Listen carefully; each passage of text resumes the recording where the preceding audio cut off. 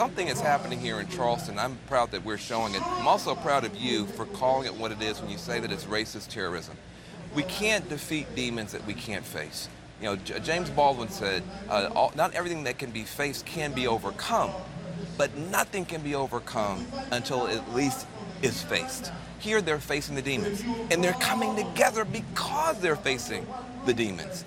I think there's a balm in Charleston for America, and I don't have words for it. I'm not usually at a loss for words. I do not have words for what I'm seeing. Well, it just seems as though when there's Islamic terrorism, we all say we need to understand it, we need to condemn it. This is America's original sin: racism, slavery. We need to call it what it is, and we need to talk about the ideology that leads to an action like this. Exactly. This young man, who I'm not going to name, he was a lone wolf in no different way than an ISIS lone wolf. Absolutely, absolutely. And now what you're seeing are two different ideologies right here on the world stage. You have an ideology of hatred and an ideology of love. Yeah. An ideology of blame that is about racial hatred. We have to say that.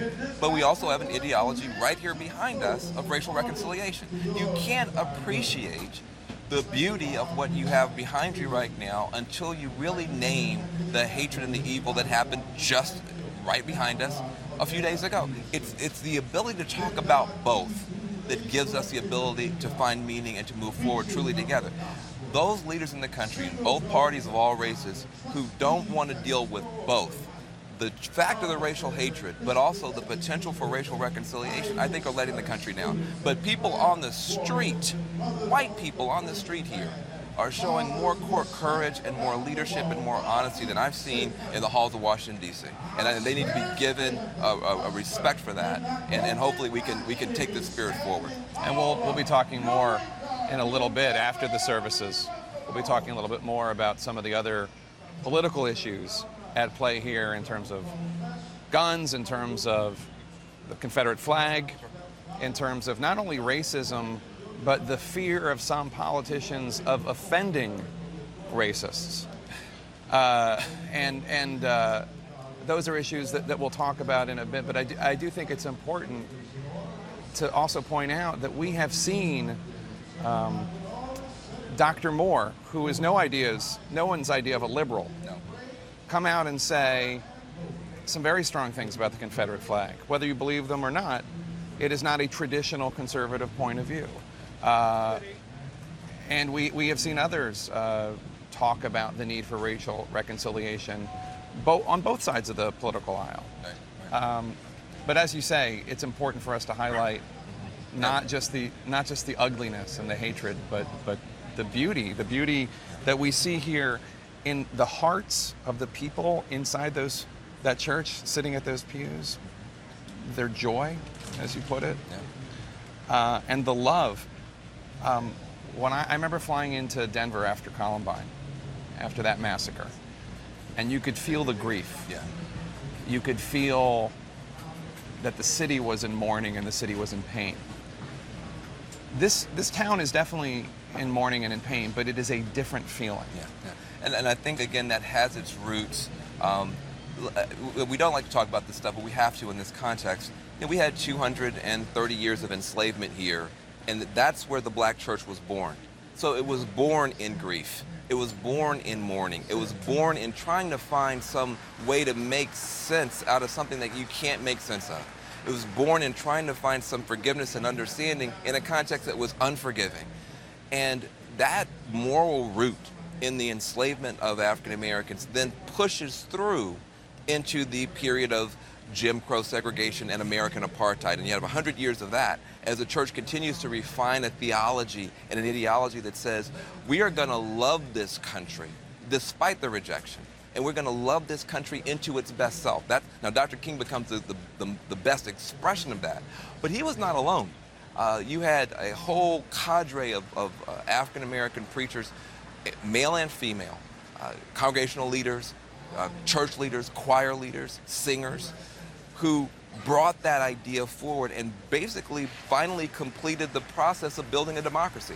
You didn't really have a true democracy in America until the 1960s, when you finally got everybody with a right to vote, a meaningful right to vote. That process wasn't just, it started in the 1700s, but it was finished by this kind of feeling you feel behind us. The feeling that you feel behind us, black and white together. That was always the song, black and white together, we shall overcome. Well, guess what? Theologically, demons aren't defeated by your grandparents and then you're fine. Demons aren't defeated by your parents and then you're fine. You have to define and defeat those demons in yourself, in your own generation, in your own time, and overcome them. And hopefully, that's what's beginning to happen here in Charleston. There's an opportunity to confront and transcend the demons in our own generation. Just to bring everyone up to speed, what's going on right now is VIPs in the audience are being recognized. The governor, Nikki Haley, Senator Tim Scott, others. When the sermon begins, we will absolutely stop talking, and we will bring that to you live. Something else that doesn't escape notice, Van Jones, is that we're on Calhoun Street. Calhoun Street. Mother Emanuel AME Church is on a street named after a former vice president of the United States, a founding father, and a man who was an ardent supporter of not just segregation, of slavery. Yes. And look, I'm from Philadelphia. We have our Calhouns also. Yeah. The Taney Dragons Little League team with Monet Davis, the amazing pitcher, a team I love to root for. Taney, former Chief Supreme Court Justice Taney, Yep. wrote the Dred Scott decision Yeah. supporting slavery. Yeah. This country's founding fathers, as great as so many of them were, had some very ugly beliefs. But not all of them, of course, but many of them. But the remarkable thing about the country is that we start off in this sort of schizophrenia. The founding reality is ugly. The founding reality has enslavement, women can't vote, the Native Americans are being oppressed. But there's this founding dream.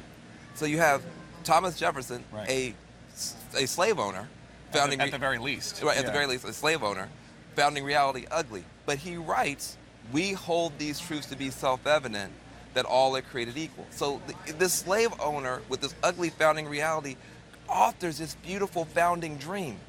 And that's what makes America America. Exactly. We continue to try to close the gap between that founding reality and its ugliness and the beauty of that founding dream. That's what America is. That's who we are. Right. And now when you say we can't deal with the founding reality, we're just going to throw that out. We're going to pretend that we were born perfect and then we just got worse and worse every year. You miss the whole point. We were born imperfect, and Jefferson himself, if you go to the memorial, it says, I tremble for my country when I reflect that God is just. He feels heartbroken about the inability to overcome slavery and other birth defects. But guess what? He also says we're all created equal. And so here you have in Jefferson himself this struggle. And we as Americans carry that struggle forward. But here's the reality. We continue to close the gap. And we continue to strive to be better. Yeah. Now, I think that's the point. And the thing is, the people who say America is only the ugliness, they're wrong. Right. But the people who say that there is no ugliness, or our grandparents dealt with it, let's move on, they also are wrong. And what you're seeing here in Charleston is the ability to hold both. You can't run from the hatred here because look at the martyr. Look, they just took the yellow. They literally just took the yellow tape down. Right. So you can't run from the hatred, but you can't run from the love either.